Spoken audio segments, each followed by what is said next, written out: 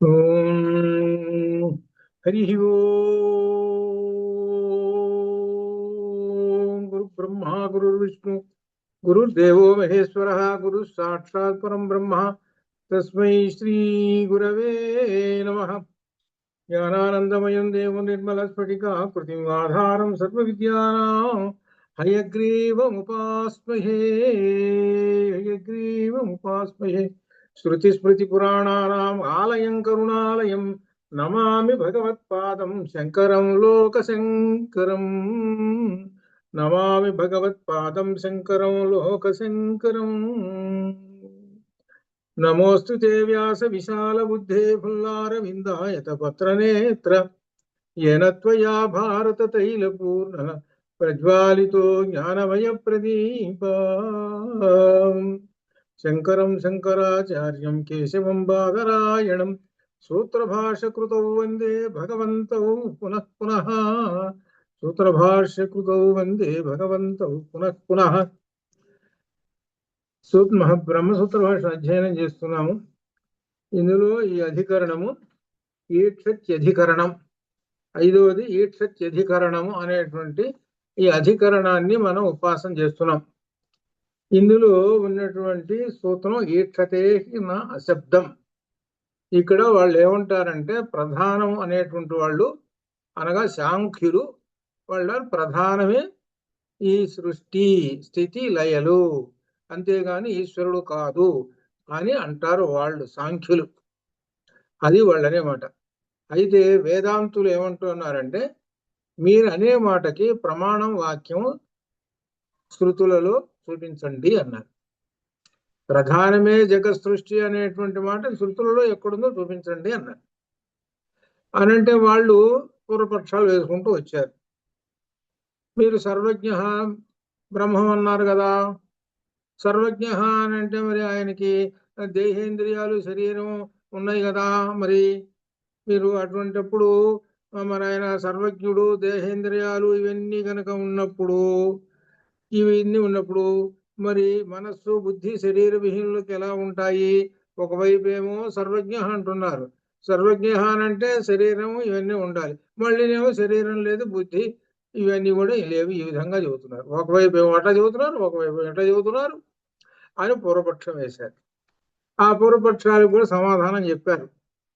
ఏమిటి సమాధానం? దీనిలో ఛాందోగ్యంలో తీసుకున్నటువంటి ఆ సూత్రం తదైక్షత బహుశ్యాం ప్రజాయేతి అనేటువంటి ఈ ఉపనిషత్తు వాక్యంతో దాన్ని ఆ పూర్వపక్షాన్ని కొట్టిపారేశారు. ఈ విధంగా అసలు సృష్టికి పూర్వమే సత్ అనేటువంటిది ఉన్నదని, ఈ విధంగా మనకు శ్వేతాశ్వతర ఉపనిషత్తులో ఉండేటువంటి విశేషాలు కూడా చూపించి ఆ పూర్వపక్షాలన్నింటినీ బయటికి పంపించేసేశారు.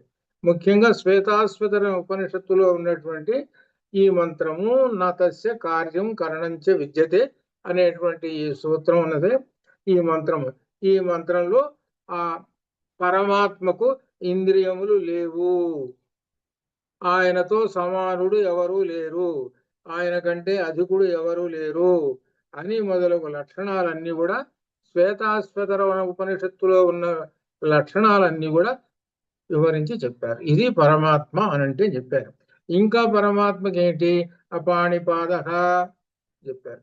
చేతులు లేవు, కాళ్ళు లేవు, చేతులు లేకపోయినా తీసుకుంటున్నాడు, పాదములు లేవు లేకపోయినా పరిగెత్తుతుంటాడు ఆ పరమాత్మ అని. ఈ విధంగా కొన్ని పరమాత్మక లక్షణాలు కూడా శ్వేతాశ్వతర ఉపనిషత్తులో ఉన్నటువంటి విషయాలు కూడా చెప్పి వాళ్ళ పూర్వపక్షాలను కొట్టేసేసారు. ఇది అయిపోయిన తర్వాత ఇక వ్యాసుల వారు ఇంకో సూత్రం చెబుతున్నారు, 6వ సూత్రం చెబుతున్నారు ఈ అధికరణంలో. ఇక్కడ గౌణశ్చేతన ఆత్మశబ్దాత్, గౌణశ్చేతన ఆత్మశబ్దాత్, గౌణ చేత్ నా ఆత్మ శబ్దాత్, ఆ పదాలను విడదీయండి.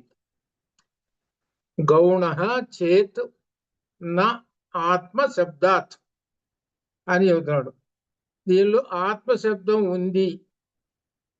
గౌణశ్చేత్ నా ఆత్మ శబ్దాత్, ఆత్మ అనేటువంటి ఈ శబ్దము ఈ సూత్రంలో ఉంది. ఇది ఉన్నది కనుక పరోక్షంగా అంటే గౌణంగా ప్రకృతే ప్రధానము, సృష్టిస్తున్నదని చెప్పుట. నా చేత్ సరికాదు. ఎక్కువగా ఇందులో సూత్రాలలో నా చేత్ వస్తుంటుంది సూత్రాలలో. అంటే అర్థం ఏమిటి? నా చేత్ అంటే సరికాదు. మీరు చెబుతున్నటువంటి ఈ ప్రధానము సృష్టి అని అంటున్నారే, అది సరికాదు, ఇది తెలుసుకోండి అని చెబుతూ ఇక్కడ గౌణం అనే దానికి కూడా అర్థం రాశారు. ఏమిటంటే దీనిలో చెప్పేటువంటి విశేషము, అచేతనమైన ప్రధానమే, ఇక పూర్వపక్షం వేస్తున్నాడు, సత్ అనే శబ్దం చేత చెప్పబడుచున్నది. అచేతనమైన ప్రధానమే సత్ చే అనే శబ్దం చెప్పబడుచున్నది. వీళ్ళంత క్రితం మన వాళ్ళు వేదాంతులు ఏమన్నారంటే, సత్ అనేటువంటిది చైతన్యం, అంటే ఈ చైతన్యం కలవటం వలన ఈ జడంలో సృష్టి జరుగుతున్నది అని చెప్పారు. జడం అండి అసలు అది మీ చెబుతున్న ప్రధానం. మరి జడం ఏం చేస్తుంది? ఏం చేయలేదు కదా. కాబట్టి సత్తు చేరినప్పుడే ఈ జడానికి చైతన్యం వస్తుంది. విద్యుత్ తీగలో విద్యుత్తు లేదు, ఎందుకు పనికి వస్తుంది? అది జడం, దానికి విలువేం లేదు. ఆ విద్యుత్ తీగ ఉంది అనుకోండి, అటు పడేస్తాం, తొక్కుతాం, చేతులతో పట్టుకుంటాం, అన్ని చేస్తాం, దానికి విలువ లేదు, పెద్ద లెక్కదేం. అటువంటి దానిలోకి కరెంటు ప్రవేశపెట్టాము, చైతన్యం, పవర్, శక్తి, ఇక పట్టుకుంటూ చూద్దాం. అది అంటే అది చెబుతున్న సత్ అనేటువంటి ప్రవేశించటం వలన ఆ జడ పదార్థం ఉన్నది చూశారు, అది ఈ సత్ అనేటువంటి చైతన్యం వలన అది సృష్టికి వస్తున్నది, అది తెలుసుకోండి అని పూర్వం కూడా చెప్పారు. అదే విషయం చెబుతున్నాడు. అయితే ఇక్కడ పూర్వపక్షం ఏమేస్తున్నాడంటే, అచేతనమైన ప్రధానమే సత్ అనే శబ్దం చేత చెప్పబడుచున్నది. జల తేజస్సులలో ప్రధానము జడమైన ఐక్షత. ఇక్కడ మళ్ళీ వెనక సూత్రం ఉంది చూశారు, చాందోగ్యంలో చెప్పినటువంటి ఈ సూత్రములు ఉన్నాయే అవి అర్థం కావాలి. ఆ అర్థం అయితే ఇక్కడ మనకు అర్థమవుతుంది. తదైక్షత తజ్జలాని వచ్చింది, తదైక్షత తజ్జలాని అక్కడ వచ్చింది. ఆ విషయం తీసుకొస్తున్నాడు ఇక్కడికి. ఏమిటంటే పూర్వపక్షం వాడు ఆధారం చేసుకొని పూర్వపక్షం వేస్తున్నాడు. ఏమంటున్నాడంటే, జల తేజస్సులలో, జలము తేజస్సు అంటే అగ్ని, ఈ జల తేజస్సులలో ప్రధానము జడమైన ఐక్షత ఈక్షణ గౌణార్థంలో అన్వయించుకోబడుచున్నది. అనగా ఈ జల తేజస్సులు ఈక్షత ఈ సృష్టి చేస్తూ ఉన్నాయి కదా. కూలం పిబతిషతి, నది ఒడ్డు కూలిపోతాననుకుంటున్నది. ఇందులో ప్రధానము జడమైన ఐక్షత గౌణార్థంలో పరోక్షంగా అన్వయించుకోవాలి. అంటే ఇప్పుడు నీళ్లు ప్రవహిస్తున్నాయండి, నది బాగా అటు ఇటు తన్ని ప్రవహిస్తున్నది, ఆ ఒడ్లు ఏమవుతున్నాయి? కూలిపోతూ ఉన్నాయి. ఇప్పుడు ఒక మాట అన్నాడు, కూలం పిబతిషతి అంటే నదీ తీరమునున్నటువంటి ఆ ఒడ్డులన్నీ కూడా కూలిపోతాయి అని అనుకుంటున్నాయి, మీ కూలిపోతాయి అని అనుకుంటున్నాయిట. ఒక ఉదాహరణ చెబుతున్నాడు ఇది. అంటే అర్థం ఏంటి? ఇందులో ప్రధానం జడమైన, ఏంటది జడం, అది ఏది? ఆ ఒడ్లు. కానీ అనుకుంటున్నది మేము కూలిపోతాం, నీళ్లు వరలు వస్తున్నాయని అని ఉండి మొత్తం కూలిపోయాయి. ఇక్కడ జడము అని అనుకుంటున్నది. ఇక్కడ ఒక పదాన్ని ప్రయోగించారనమాట. అనుకుంటున్నాయిట. చెట్టుట నేను కింద పడిపోతాను అనుకుంటున్నదిట. గాలి వస్తున్నది, కింద పడిపోతాను అనుకుంటూ కాసేపు కింద పడిపోయింది. పెద్ద గాలి వచ్చినప్పుడు చూడండి, చెట్లని కింద పడిపోతుంది, ఊగి. ఇట్లా ఈ విధంగా భావం అట్లా చెబుతున్నాడు. ఇందులో ప్రధాన జడమైన ఐక్షత గౌణార్థంలో పరోక్షంగా అన్వయించుకోవచ్చు కదా. అక్కడ ఎట్లయితే కూలంకష పిబతి అన్నారో అట్లానే ఇక్కడ కూడా గౌణార్థంలో అనగా పరోక్షంగా ఈ ప్రధానము సృష్టిస్తున్నది అని అనుకోవచ్చు కదా. ఈడు తిరిగి మాట్లాడుతున్నాడు. ఎటు తిప్పిన వాళ్ళు ఏంటి? ఏం మాట్లాడినా ప్రధానము సృష్టి చేస్తున్నది అని చెప్పటమే వాళ్ళు. దానికి పలు విధాల వంకర టింకర్లుగా మాట్లాడుతుంటారు, పూర్వపక్షాలు వేస్తుంటారు. అది మూడు పంచభూతాల్లో మూడు ఏంటి? అగ్ని, నీళ్లు, భూమి. ఈ మూడు అనమాట. తజ్జలాని, తత్ జలాని, తత్ ఆ పరమాత్మ నుండి జలములు ఇవి వచ్చినాయి.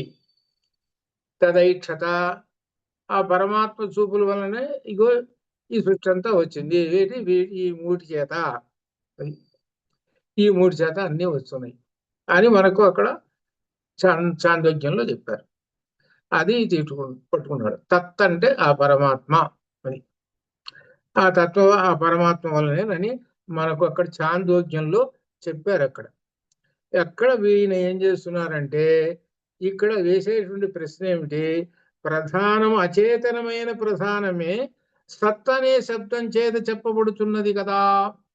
ఎందుకంటే సత్ అనేటువంటిది ప్రధానంలో చేరుతున్నది కదా, చేరి ఈ విధంగా చేస్తున్నది కాబట్టి ప్రధానాన్ని సత్ అని చెప్పబడుతున్నది కదా.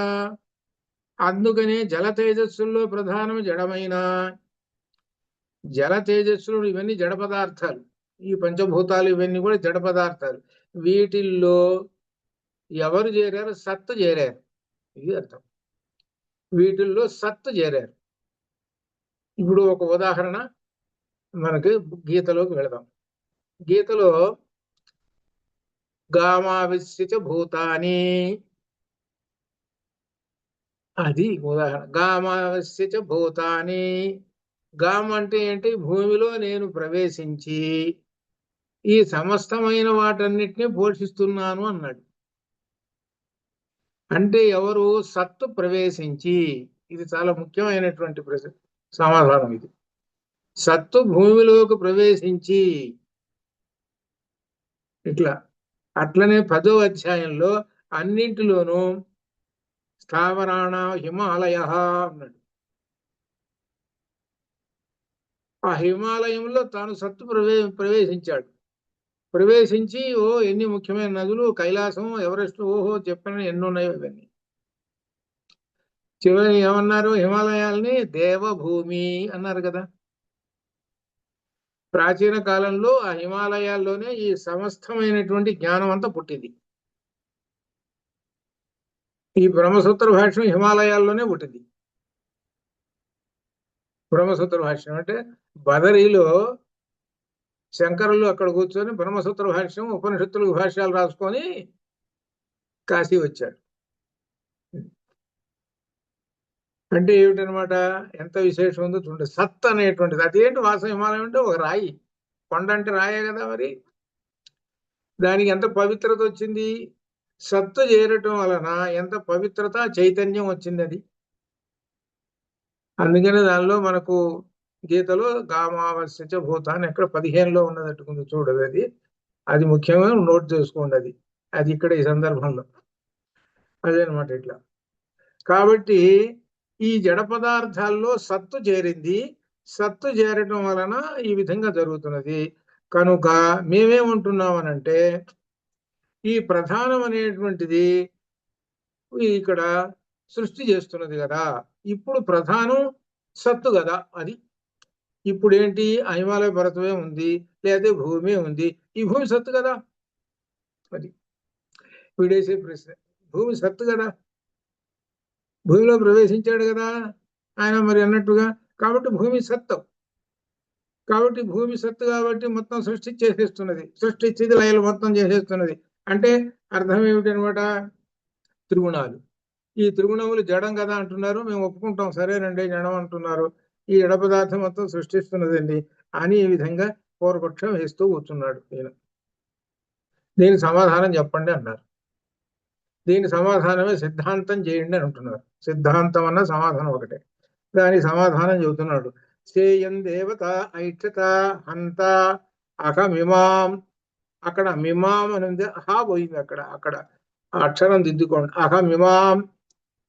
అహమిమాం త్రిస్రో దేవత అనేన జీవేనాత్మనా అనుప్రవిశ్య నామరూపే వ్యాకరవాణి. చాందోగ్యోపనిషత్తులో చెబుతున్నారు. ఇది చాలా ముఖ్యమైనటువంటిది. ఈ సృష్టి చూసుకోండి ఎలా చూసినదో.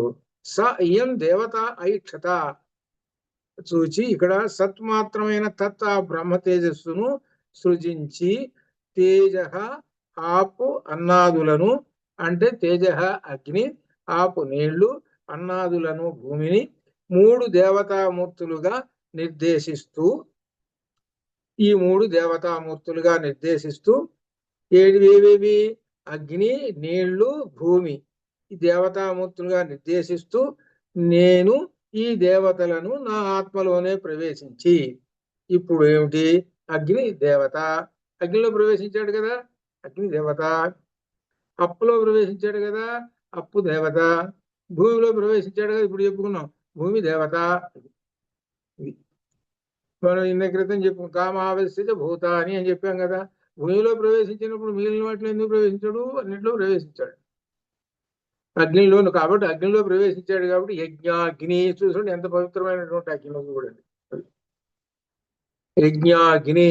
ఆ యజ్ఞాగ్నికి మనం నమస్కారం చేస్తాం అంటే అర్థం ఏమిటి, మామూలు నిప్పు ఉంది అనుకోండి, ఇప్పుడు బజార్లో ఏదో చెత్త తగలబెడుతున్నారు అనుకుందాం, అక్కడ అగ్ని ఉండదు మండుతున్నది, జాగ్రత్తగా కలుపు కాలుతుంది జాగ్రత్త పక్కగా పోవాలి అనుకుంటాం, నమస్కారం చేస్తున్నావా, పొద్దున్నే చలివంట వేసుకుంటుంటావు, 4 ఎండు పుల్లలు తీసుకొచ్చి పెట్టుకొని చలివంట వేసుకుంటూ కూర్చున్నావు, నువ్వు నమస్కారం చేసుకుని దేవుడా దేవుడా అని కూర్చుంటున్నావా. చూసుకోండి ఎక్కడ ఏ అగ్ని అనేటువంటిది, అగ్ని యొక్క ధర్మం మామూలు అక్కడ తగలబెడుతుంది ఇక్కడ తగలబెడుతుంది, కానీ యజ్ఞాగ్ని దగ్గరకు వచ్చేటప్పటికి చూసుకో ఏమొస్తుందో మరి. ఆ సత్తు ప్రవేశించేటప్పటికి ఆ యజ్ఞాగ్ని పరమాత్మగా భావించబడుతుంది సత్తు.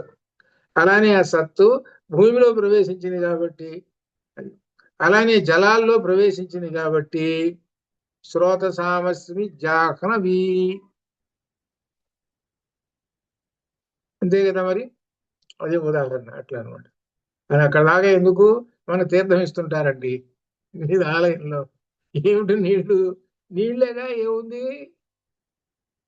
నీళ్ళేగా గ్లాసులో నీళ్లు కొట్టుకొని పొయ్యి కాసేపు తాగితే సరిపోలా అని అనుకుంటామా. తీర్థం 3 సార్లు తీర్థం ఇస్తారు, నీళ్లేగా అవి, ఏమిటి దానిలో సత్తు ప్రవేశించింది అది అర్థం. అది మనకు విశేషం. మామూలు ఉన్నటువంటి వాడికి ఏం అర్థం కాదు, తీర్థం తీసుకుంటున్నాడు అనుకోండి, ఆయన ఇస్తున్నాడు తీర్థం తీసుకున్నాడు, ఏవరా తీర్థం తీసుకున్నాడు నీళ్లే కదా, కాబట్టి ఆ మంచినీళ్ళు గ్లాస్ తోటి 3 సార్లు ఇస్తాను తీసుకో, దానికి దీనికి భేదం ఏమిట్రా, భేదం ఏమన్నా ఉందా, భేదం ఏమి లేదు, రుచి ఒకటే అన్ని ఒకటేను ఏమీ లేదు, అయితే గుళ్ళో ఇచ్చాడు కాబట్టి తీసుకుంటున్నాము అంటాం, ఆ గుళ్ళోనే గ్లాసు తీసుకొట్టుకొని తీసుకొచ్చి ఇస్తాను చెప్పురా తేడా. ఇంకేమంటే గుళ్ళో నేను కూడా గ్లాసు ఎన్ని కొట్టుకొని తీసుకొచ్చి ఇస్తాను, దానికి ఏం తేడా చెప్పరా. ఎందుకంటే తీర్థం తీసుకునేటప్పుడు ఇది అర్థం చేసుకోవాలి. చాలా మంది ఎవరు ఈ భావనతోటి ఉండరు. సత్తు ఈ తీర్థములు అంటే నీళ్లల్లో ఈ నీటిలో సత్తు చేరింది కనుక దీనిని తీర్థము అంటాము. అందుకనే నదులలో కూడా సత్తు చేరింది కనుక తీర్థయాత్ర. తీర్థయాత్ర అంటే ఆ గంగా నదో ఈ నదులు అక్కడ పోవటం ఇది అర్థం, అది సత్తు చేరింది, ఇది ఇందులో విశేషం. కాబట్టి ఇక్కడ అలా ఆ విషయమే చెబుతున్నాడు అనమాట. ఏంటి 3 దేవతలు, ఈ 3 దేవతలలో ప్రవేశించినది దేవతామూర్తులుగా నిర్దేశిస్తూ నేను అంటే ఎవరు సత్తు ఆ పరమాత్మ ఈ దేవతలను నా ఆత్మలోనే ప్రవేశించి నామరూపాలను విభజిస్తాను. అది నామరూపములు, అంతా నామరూపాలు నేనే విభజిస్తున్నాను, ఇదిగో ఇది అగ్ని, ఇవి నీళ్లు, ఇవి భూమి, ఇట్లా ఏ విధంగా మొత్తం వ్యాకరవాణి సమస్తమైనటువంటి మొత్తం నామము రూపం. పేరు పెట్టాడంటే దానికి ఒక రూపం. జలాన్ని చూసాము ఏమంటారు, జలమే అంటారు, అగ్ని అంటారు. అగ్ని చూసాము అగ్ని అంటే తేజస్సు, తేజస్సు అగ్ని అర్థం ఏమిటంటే తేజో కాంతి. మన చీకటి బాగా చీకటి ఉంది అనుకోండి, అక్కడ ఒక నిప్పు మండుతూ ఉన్నది అనుకోండి, ఏమొస్తుంది, అంత దూరంలో ఉన్నవాడు కూడా 2 మైళ్ళ దూరంలో ఉన్నవాడు కూడా ఒక 2-3 మైళ్ళ దూరంలో ఉన్నాడు అనుకోండి, ఒకడు రాత్రిపూట చీకటి అనుకోండి బాగా మండుతుంది, వీడు 2-3 మైళ్ళ దూరంలో ఉన్నటువంటి వాడు ఆ చీకట్లో ఆ తేజస్సు చూసి ఆ కాంతిని చూసి ఓహో అక్కడ వండుతున్నది కాబట్టి అక్కడ వెలుగుంది, ఆ వెలుగును బట్టి నెమ్మదిగా అంత దూరం పోతాడు నడుచుకుంటూ తేజస్సు. ఇట్లా ఈ విధంగా నేను సృష్టి చేసి నామం పెట్టాను, పేరు, రూపం ఇచ్చా.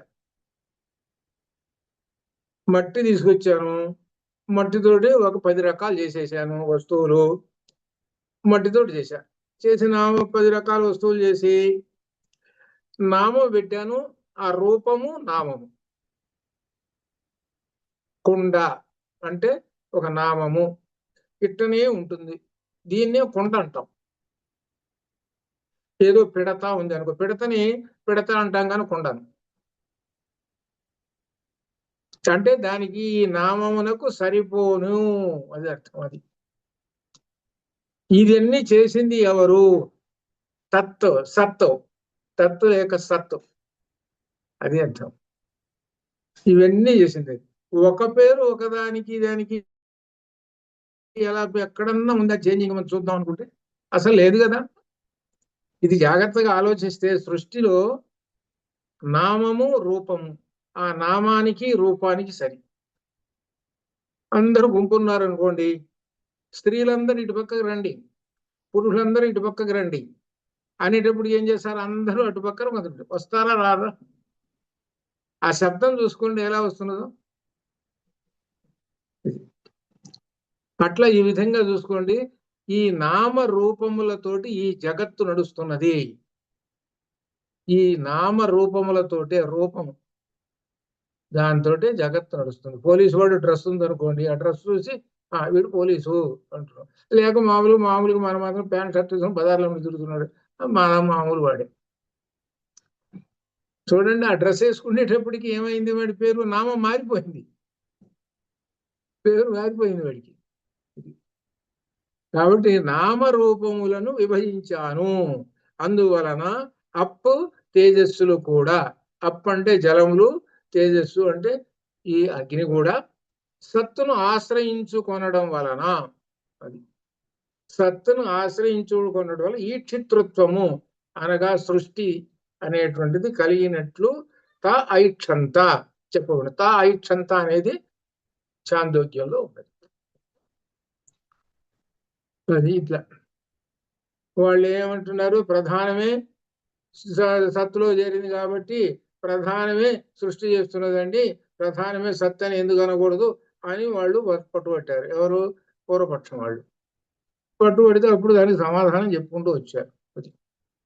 ఈ సమాధానం దేన్ని ఆధారంగా చెప్పుకున్నారు అంటే చాందోగ్యోపనిషత్తు మంత్రం ద్వారా చెప్పుకున్నారు. శ్రేయం దేవత ఐక్షత. దేవత అంటే వాళ్ళ ముగ్గురు దేవతలు. ఐక్షత సహా ఇయం, ఆ దేవత, ఆ పరమాత్మ దేవత, ఈ ముగ్గురు దేవతలను ఐక్షత చూచెను అంటే సృష్టించెను.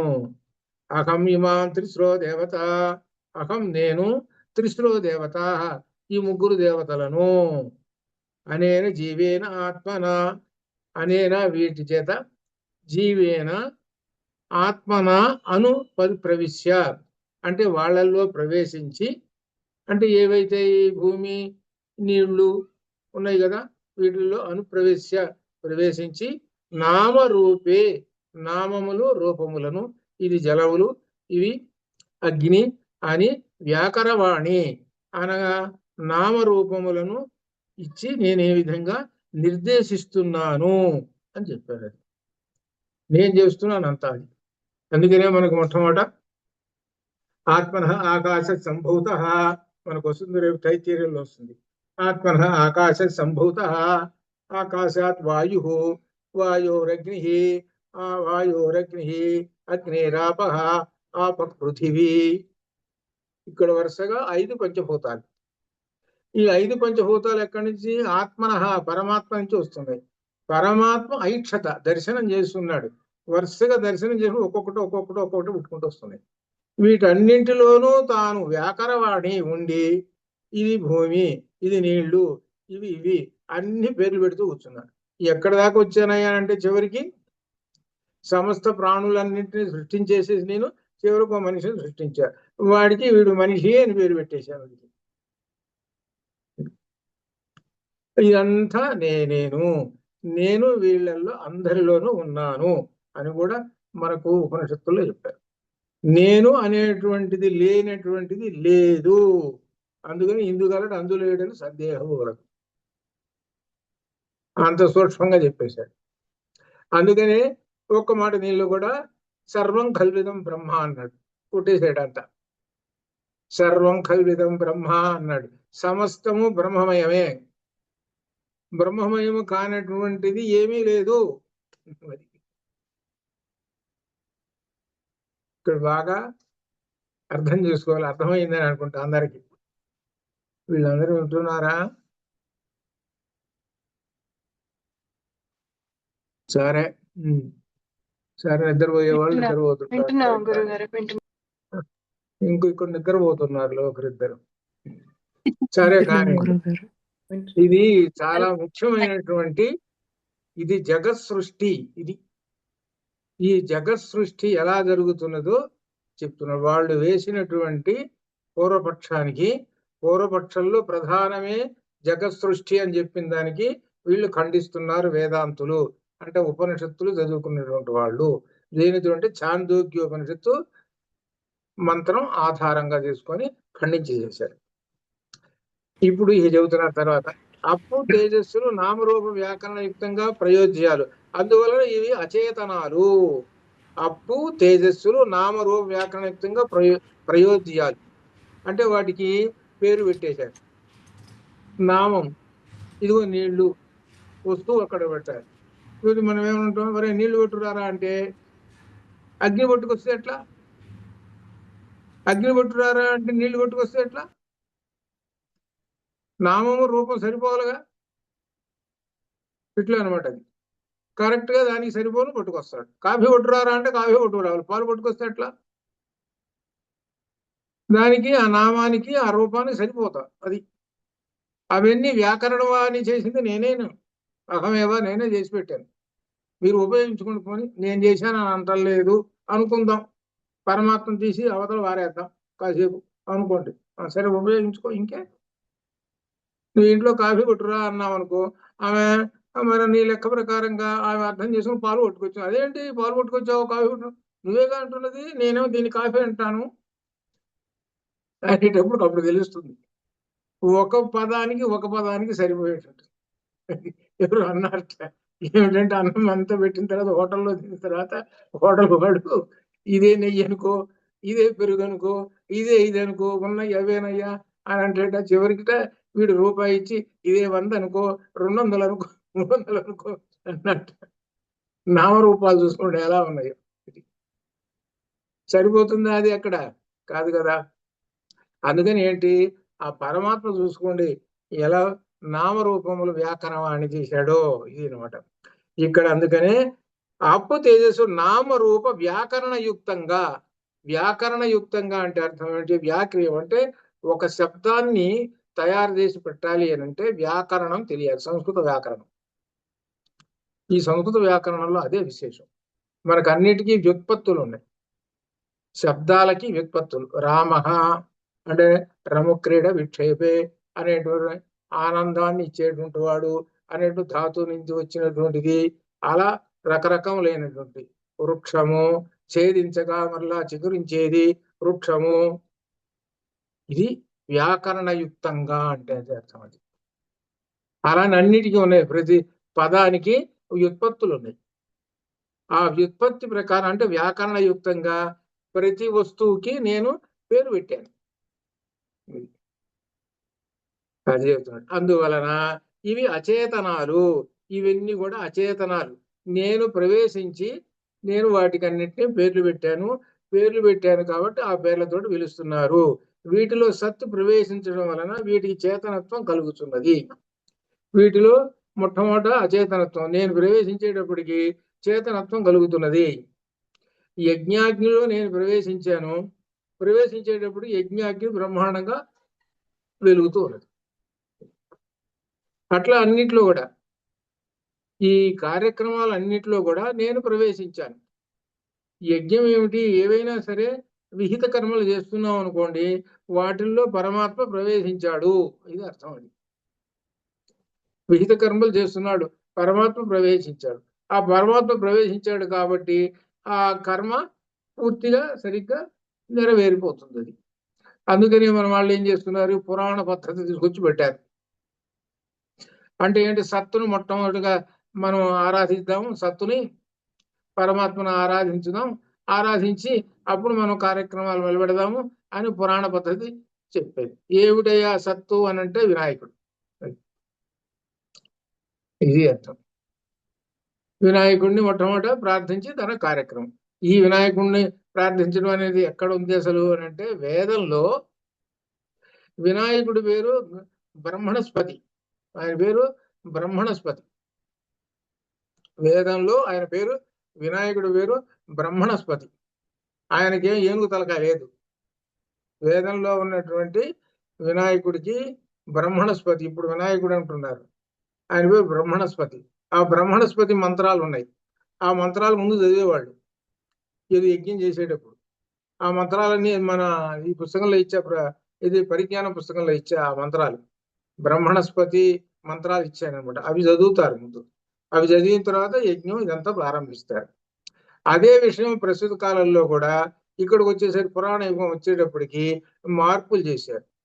అంటే అర్థం ఏమిటి, అంత కఠినమైనటువంటివి అవి చదవలేరు, అంత విషయం అర్థం చేసుకోలేరు. అందుకని ఒక కథను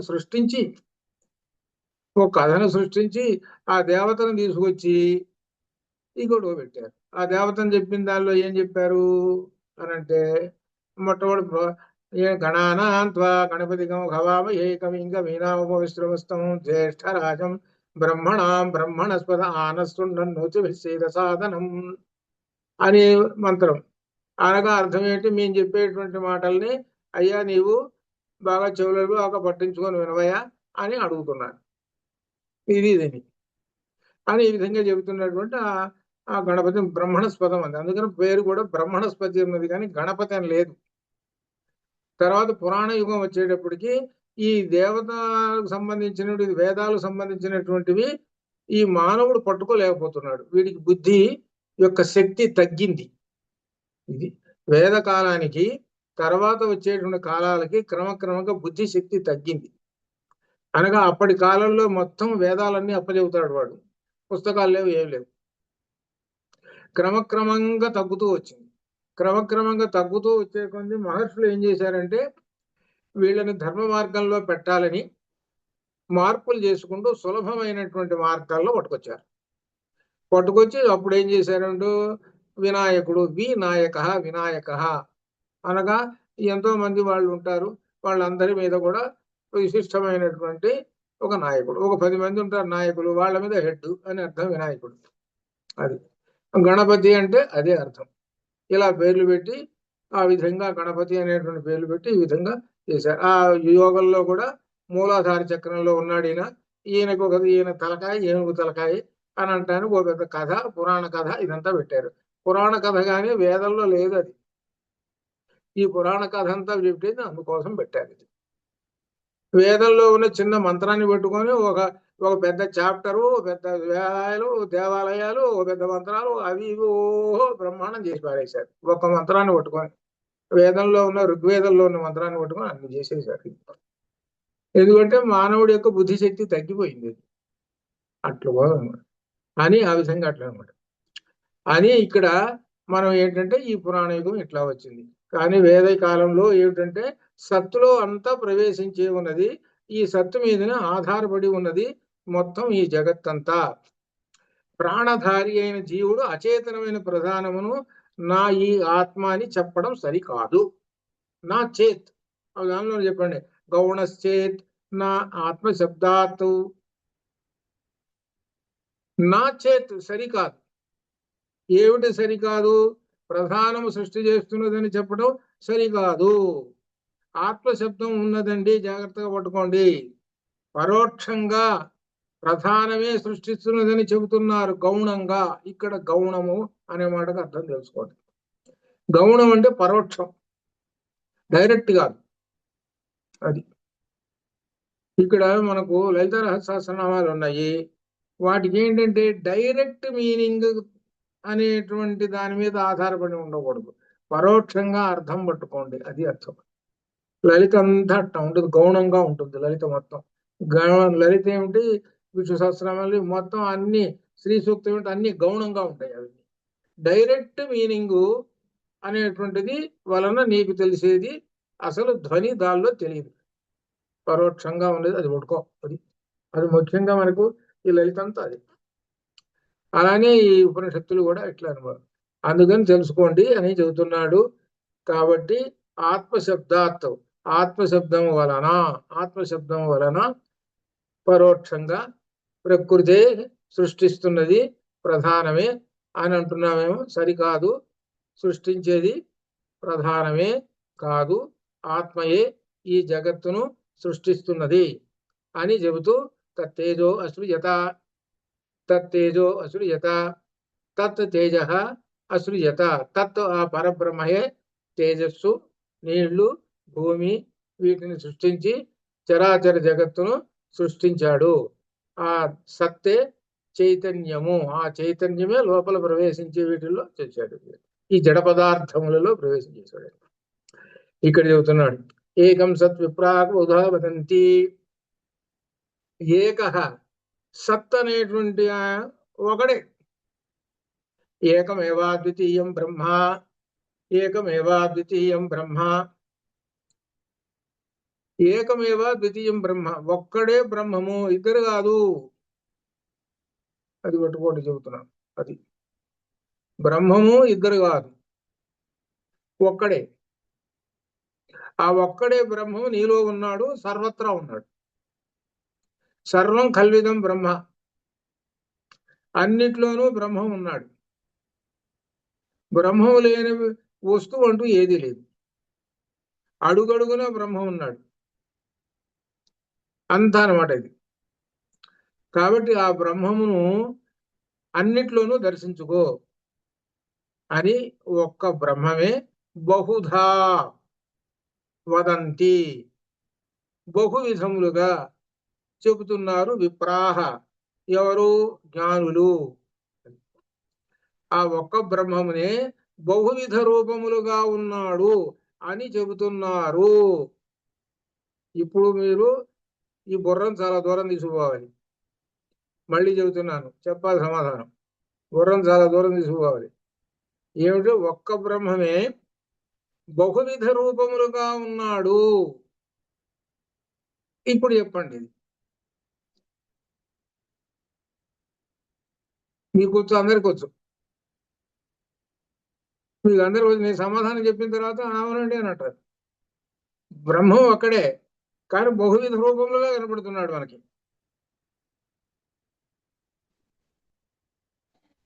బాలాజీకి తెలుసు, కానీ వెంటనే కాల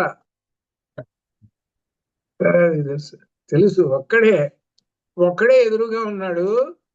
ఎన్ని రూపాలతోటి కనపడుతున్నాడో ఆయనకి. ఇప్పుడు తట్టిందా? విశ్వరూప సందర్శన యోగం ఇది విశ్వరూప 11వ అధ్యాయం. 11వ అధ్యాయం అది. ఒక్కడేగా ఎదురుగా ఉన్నది, ఇద్దరు ఉన్నది ఒక్కడేగా, ఒకడేగా ఉన్నది. ఆయన ఏమన్నాడంటే, అయ్యా నీ యొక్క విశ్వరూపం చూడాలని నాకున్నది, నాకు చూపించం అయ్యా నీ విశ్వరూపం అంటే అప్పుడు చూపించాడు. చూపిస్తే ఆ విశ్వరూపాన్ని వర్ణిస్తున్నాడు. ఓ దేవతలందరూ కనపడుతున్నారు, ఒక్కడులో అందరూ కనపడుతున్నారు. ఈ మంత్రము మనకి భగవద్గీతలో 11వ అధ్యాయం ఏంటి అది. ఈ మంత్రం భగవద్గీతలో 11వ అధ్యాయం ఏంటి. అనగా అర్థం ఏంటనమాట, మొత్తం ఆ అర్జునుడు ఆ పరమాత్మలో ఇన్ని రూపాలను చూశాడు. పరమాత్మ ఒక్కడే. ఆ రూపములు ఏంటంటే అగ్నిం యమం మాతరిశ్వానమాహు, అగ్నిదేవుణ్ణి, యమనుణ్ణి, మాతరిశ్వాన్ అంటే వాయుదేవులను మొదలుకున్నటువంటి వాళ్ళను అన్నారు. మొదలంటే మొత్తం ఇంకా చెప్పే పని లేదు, సమస్త దేవతలందరినీ చూసుకుంటూ కూర్చున్నాడు ఆయన. అది సమస్త దేవతల్ని దీనికి చూస్తూ ఉన్నాడు, దర్శనం చేసుకున్నాడు. దీనికి ముందు ఏం చెప్పాడు 10వ అధ్యాయంలో, నేనే, పావకుణ్ణి నేనేను, ఇంద్రుణ్ణి నేనేను అని చెప్పాడు. 10వ అధ్యాయంలో చెప్పాడు, నేనే నేనే అని చెప్పాడు, అంతే. అర్జునుడు ఏం చేశాడు? ఏమిటి ఇన్ని రూపాలు నేనే నేనే అని చెబుతున్నాడు, కాబట్టి ఈ రూపాలన్నీ ఎట్లా ఉంటాయో నాకు చూపించవయ్యా అని 11 అధ్యాయంలో పట్టుబట్టాడు. ఇప్పుడు ఎట్లా ఉంటుంది అంటే బెల్లం తీయంగా ఉంటుంది తీయంగా ఉంటుంది అని చెప్పాడు అనుకోండి, తర్వాత పట్టుకురా అన్నాడు. పట్టుకురా, మరి తీయంగా ఉందని చెప్పావుగా, మరి నేను టెస్ట్ చేయాలి, మరి నువ్వు చెప్పింది కరెక్ట్ అవునో కాదో. అట్లనే నువ్వు చెప్పింది కరెక్ట్ అవునో కాదో నీ రూపాలు చూపించు, బయటికి తీసి చూపించు మరి అన్నాడు. అది అప్పుడు అది ఆ విశ్వరూప సందర్శనం. కాబట్టి ఈ విశ్వరూప సందర్శనం 10వ అధ్యాయం ఇవన్నీ ఎక్కడి నుంచి వచ్చినాయి ఏమిటి అనేటువంటి దానికి మూలాలు ఇదిగో మనకు ఉపనిషత్తుల్లో పోవాలి. వేదము ఉపనిషత్తుల్లో పోతే ఆ మూలకాలన్నీ బయటపడతాయి. అవి అలా అనమాట. అది ఏకం సత్విప్రాహ బహుధా వదంతి అగ్నిం యమం మాతరిశ్వానమాహు. ఇది కూడా ఈ మంత్రం కూడా మనకు పరిజ్ఞాన పుస్తకంలో ఉంది. ఆ పుస్తకంలో ఉంది అనమాట. ఇచ్చేది దాని వివరాలు. ఋగ్వేదంలో ఈ 1 చాప్టర్లో 164 46 మంత్రం ఇది. సత్ అంటే బ్రహ్మము, తత్ ఒక్కటే. అగ్ని యమ వాయు వరుణ ఇత్యాదులు ప్రధానము. వరుణ ఇత్యాదులు ప్రధానము. వీటితో సత్ చేరి ఉన్నందున ఇవి చేతనత్వం కలిగి ఈక్షుతృత్వములు పొందుతున్నవి. ఇత్యాదులు ఈ వాయు వరుణ ఇత్యాదులు కూడా ఇవన్నీ ప్రధానమే, ప్రకృతే అని చెబుతున్నాడు. ఇదంతా ప్రకృతే. అయితే వీటిలో సత్తు చేరినది, అది అర్థం. అంటే అర్థం ఏమిటి? బ్రహ్మ విష్ణు మహేశ్వరులను త్రిమూర్తులు ఉన్నారండి. వీళ్ళ ముగ్గురులో సత్తు చేరింది.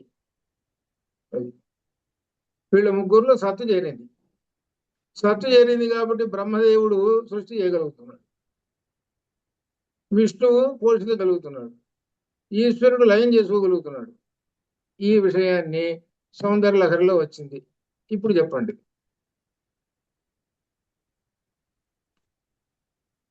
సౌందర్య లహరిలో వచ్చింది.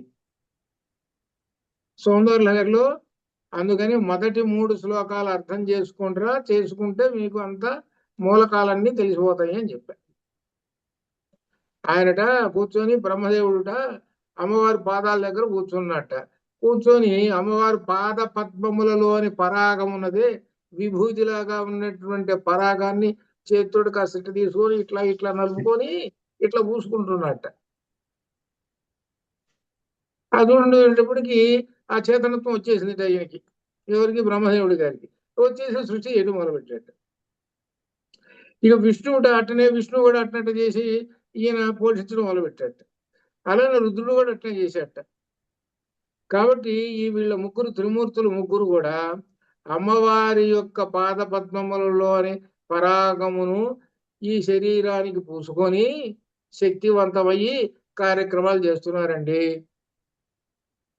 అంటే చేతనత్వము, అమ్మవారి దగ్గర నుంచి చేతనత్వం వీళ్ళకు ప్రవహించింది అనేటువంటి శ్లోకం ఉన్నది. ఆ సౌందర్యలో పట్టుకోండి.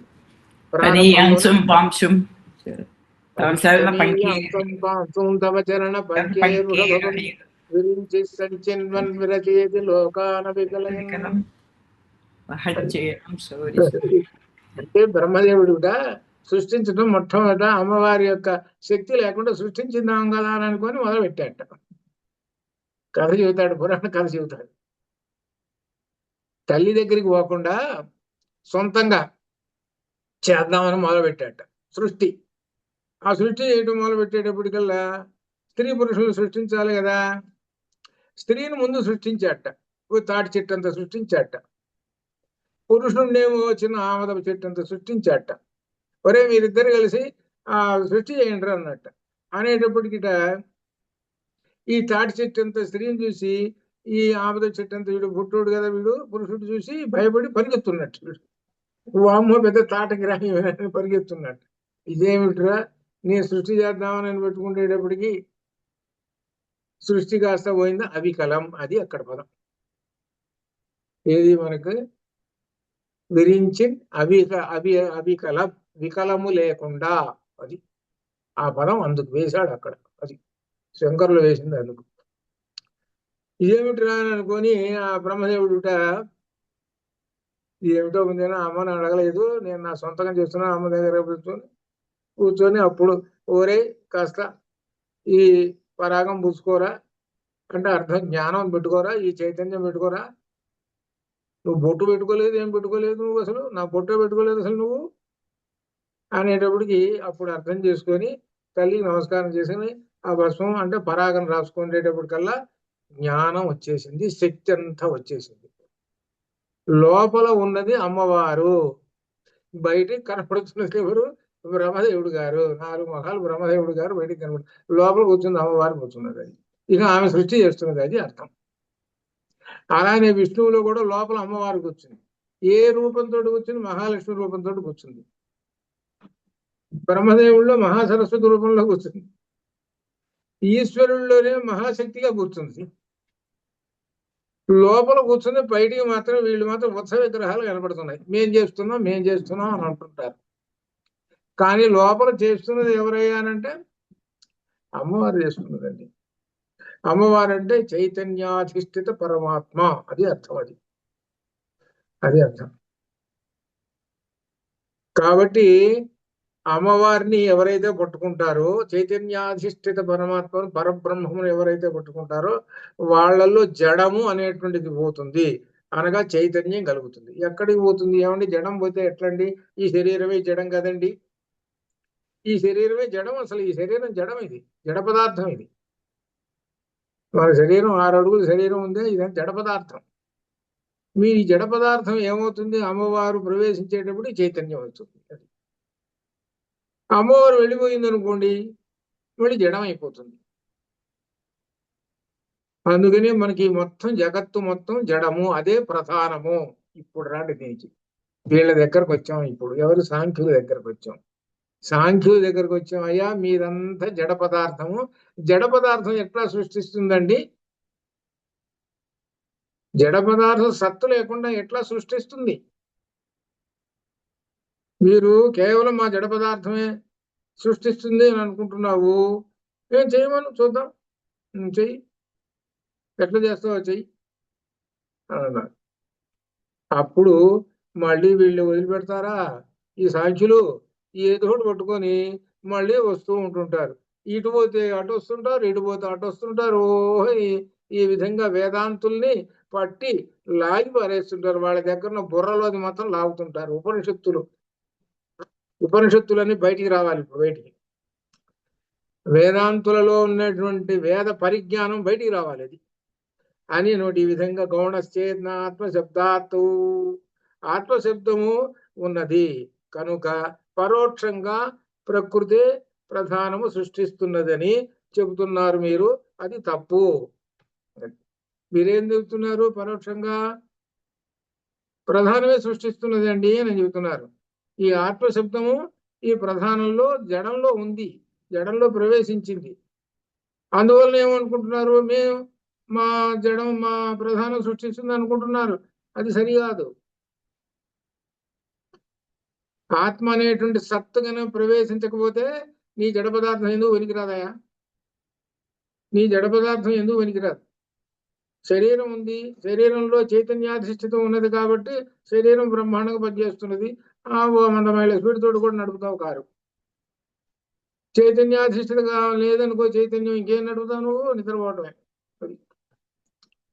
ఇట్లా కాబట్టి వాళ్ళు అడిగేది ఏంటంటే, ప్రధానము అనేటువంటి దానిలో మీరు తత్వం ఉన్నదని సత్తు ఉన్నదని అంటున్నారు కదా, కాబట్టి మా ప్రధానమే సృష్టిస్తున్నది అని అంటుంటారు. కాదు, సత్ అనేటువంటి చైతన్యం చేరింది కాబట్టి అని మనకు ఇక్కడ చాందోగ్యంలో చెప్పినటువంటి సేయం దేవత ఐక్షత హంత అహమిమాం త్రిశ్రో దేవత అనేన జీవేన ఆత్మనా అనుప్రవిశ్య, వాటిల్లోనే ప్రవేశించి నామ రూపే వ్యాకరవాణి, వాటిల్లో ప్రవేశించి మొత్తం నేను నామములు రూపములు, ఏ నామమునకు ఏ రూపము తగి ఉన్నదో అదే విధించి అనేకమైనటువంటి శబ్దాలను ఏర్పాటు చేశాను, అనేక వస్తువులను ఏర్పాటు చేశారు. ఇదే డిక్షనరీ. డిక్షనరీలో ఏముంటుంది? జలము ఈజ్వల్ టు నీరు అని ఉంటుంది, కానీ అగ్ని అని ఉంటుందా? ఉండదు కదా. అలాగే దానికి బొమ్మ చూపించమని అంటే బొమ్మ చూపిస్తారు. కుండ అంటే ఆ కుండ బొమ్మ చూపిస్తాడు, అదే గ్లాస్ బొమ్మ చూపించాడుగా. పుస్తకం అంటే పుస్తకం బొమ్మ చూపిస్తాడు, పుస్తకం అంటాడు, సరిపోయింది. ఒకదానికి సరిపోతుంది మ్యాచింగ్. ఇదంతా ఎవరు అంటే ఆ పరమాత్మయే, అది అర్థం చేసుకోండి. అనతన్నిష్టస్య మోక్షోపదేశాత్ తత్ నిష్టస్య మోక్ష ఉపదేశాత్ అనేటువంటి తర్వాత మరలా ఒక విశేషమైనటువంటిది చెబుతున్నాడు.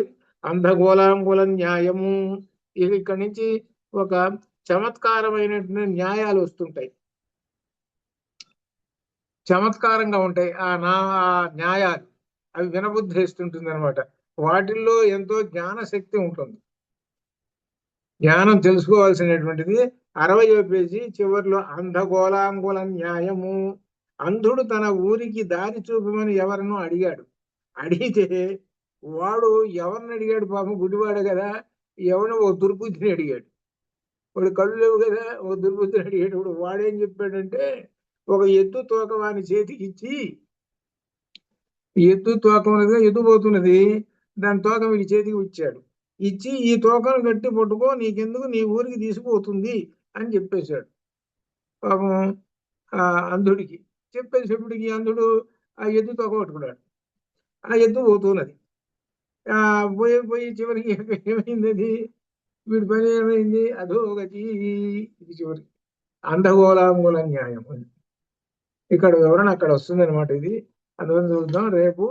శుభం భయాత్వం పూర్ణమద పూర్ణమిదం పూర్ణాత్ పూర్ణముదచ్యతే పూర్ణస్య పూర్ణమాదాయ పూర్ణమేవావశిష్యతే.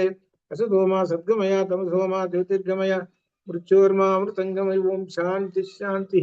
శుభం భయాత్.